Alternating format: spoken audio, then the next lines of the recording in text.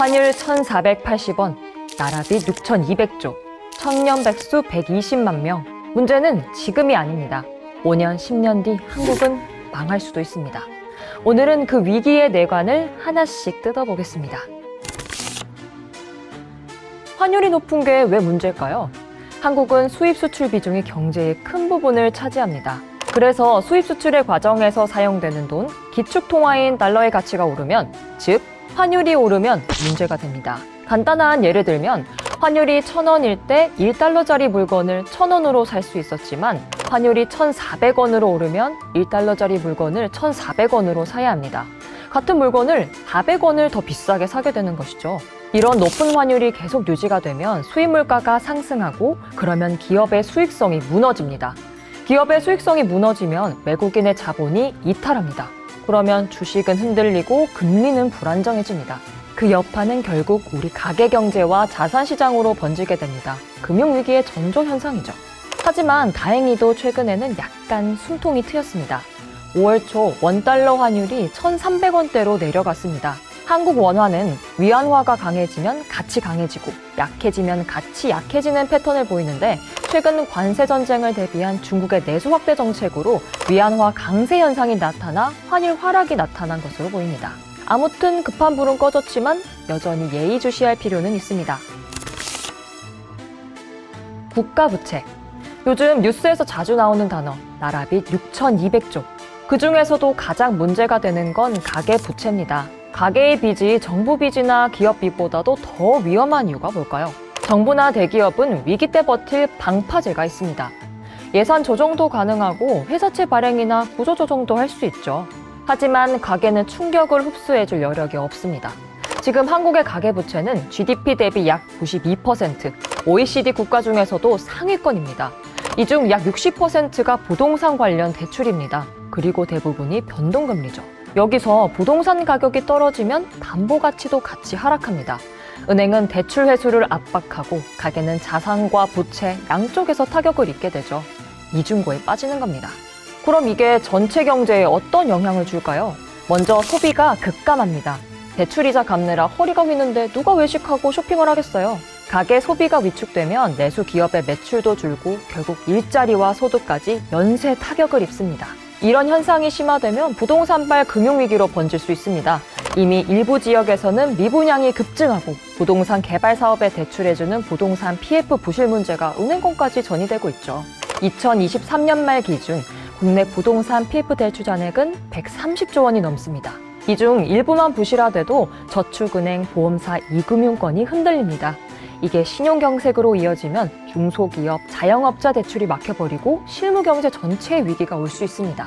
그럼 도대체 부채를 얼마까지 줄여야 안전할까요? 한국은행과 IMF는 가계부채를 GDP 대비 70% 이하로 낮춰야 한다고 권고합니다. 지금보다 약 20% 이상을 줄여야 한다는 뜻이죠. 그게 가능하려면 금리 안정은 물론이고 부동산 연착륙이 꼭 병행되어야 합니다. 결국 문제는 숫자가 아니라 누가 그 빚을 지고 있느냐입니다. 취약한 가계가 빚의 중심에 있을 때 위기는 숫자보다 훨씬 빠르게 깊게 찾아올 수 있습니다. 경기도 수원 특례시 인구가 약 120만 명입니다.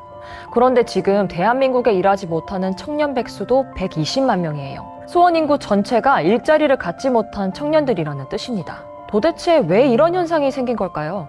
예전에는 대학만 나오면 어딘가에 취직은 한다는 분위기였죠. 기업들도 적극적으로 채용했고 신입사원을 뽑아서 키우는 문화가 있었습니다. 그런데 이제는 경력직만 선호하는 기업이 대부분입니다. 문제는 청년들은 경력을 쌓기 위한 첫 단추조차 끌 수 없다는 것입니다. 그러다 보니 취업 자체를 포기하는 청년들이 생기고 니트라고 불리는 노동시장 밖 청년의 수가 점점 늘고 있어요. 그럼 이 현상이 왜 문제일까요? 먼저 경제 활력이 줄어듭니다. 청년이 일하지 않으니 소득이 없고 결국 소비도 줄어듭니다. 소비가 줄으니 자영업자 매출도, 기업 실적도 줄어듭니다. 이게 다시 고용 축소로 이어지는 악순환에 빠지게 되죠. 그리고 출산율이 떨어집니다. 한국의 학교 출산율은 0.72명으로 전 세계 최저 수준인데요. 청년 실업이 이 흐름을 더 가속화시킵니다. 일자리가 없으니 결혼을 미루고 결혼을 못하니 아이도 낳지 않습니다. 새로 태어나는 아이가 없으니 세수 기반이 붕괴됩니다. 결국 복지 시스템 자체가 무너질 위험까지 커집니다. 지금 청년 백수 문제는 미래를 잠식하는 구조적 위기의 뇌관입니다. 단순한 고용률 수치로 이 문제를 가늠해서는 안 됩니다. 이 흐름이 국가의 미래 성장률, 출산율, 복지 구조, 부채 구조까지 연결되어 있으니까요. 경제는 한 국가의 체력입니다.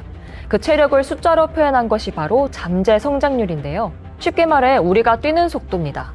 그런데 지금 한국 경제는 숨을 제대로 못 쉬는 상태가 되었습니다. 그만큼 달릴 수 있는 거리도 줄고 회복도 느려졌다는 뜻이죠.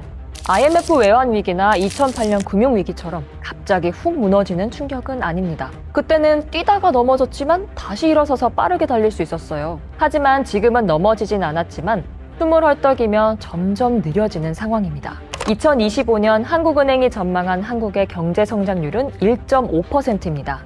아직 플러스니까 괜찮은 거 아니야? 라고 생각할 수 있지만 그보다 중요한 건 회복 탄력이 사라지고 있다는 점이에요.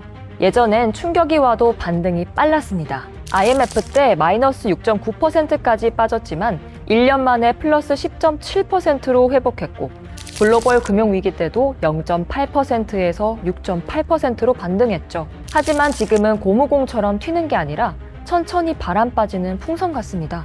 계속 빠지고 다시 안 올라오는 느낌이죠. KDI는 이렇게 경고합니다. 인구 감소와 고령화가 맞물리면서 2050년에는 성장률이 0.5%까지 떨어질 수 있다. 0.5%는 경제가 거의 멈춰버리는 수준입니다. 생산성도 정체되고 기업은 투자를 안 하고 소비도 죽은 상태를 뜻합니다. 무서운 건 이게 눈에 잘 보이지 않는다는 거예요. 천년 백수도 환율도 부동산도 뉴스에 나오지만 잠재 성장률은 뉴스에 잘 나오지 않습니다. 하지만 이건 국가의 미래를 잠식하는 조용하지만 가장 큰 위기입니다. 지금 우리가 겪고 있는 위기는 개인의 잘못으로 시작된 게 아닙니다. 정치, 금리, 부동산, 인구 구조까지 너무 거대한 판이 얽혀 있죠. 그래서 우리는 우리가 바꿀 수 있는 것에 집중하는 수밖에 없습니다. 그 첫 번째는 현금 흐름 관리입니다. 빚이 있다면 금리 구조를 점검해야 합니다. 변동금리 대출이라면 금리 인상기에 얼마나 부담이 커질 수 있는지 따져보세요. 그리고 고정금리로 갈아탈 수 있는지 여러 은행에 상담해 보시는 게 좋습니다. 두 번째로 소비와 투자의 방어 전략입니다. 소비는 단순 절약이 아니라 지속 가능한 소비 구조로 바꿔야 합니다. 이것저것 하고 있던 정기 구독과 보험은 정리하고 꼭 필요한 소비만 남겨서 지출 패턴을 점검해야 합니다. 하던 대로 쓰던 대로는 이제 안 됩니다. 우린 지금까지 경험해보지 못한 시대에 들어섰습니다. 출산율 0.7, 잠재 성장률 1%, 환율 1,400원, 청년 백수 120만 명. 이걸 이전 방식으로 버티겠다는 건 바닥에 구멍난 배를 그냥 노저으며 버티겠다는 말과 같아요. 하지만 흐름을 정확히 읽고 대응하는 사람에게는 이 위기도 기회로 바꿀 수 있습니다. 지금 잃지 않고 기다리면 벌 기회는 자연히 찾아오기 때문이죠. 다음 콘텐츠에서는 지금 같은 위기에 어떤 자산을 눈여겨봐야 할지 그 실질적인 투자 방법에 대해 자세히 다뤄보겠습니다. 돈 되는 이야기 다음 편에서 계속됩니다. 감사합니다.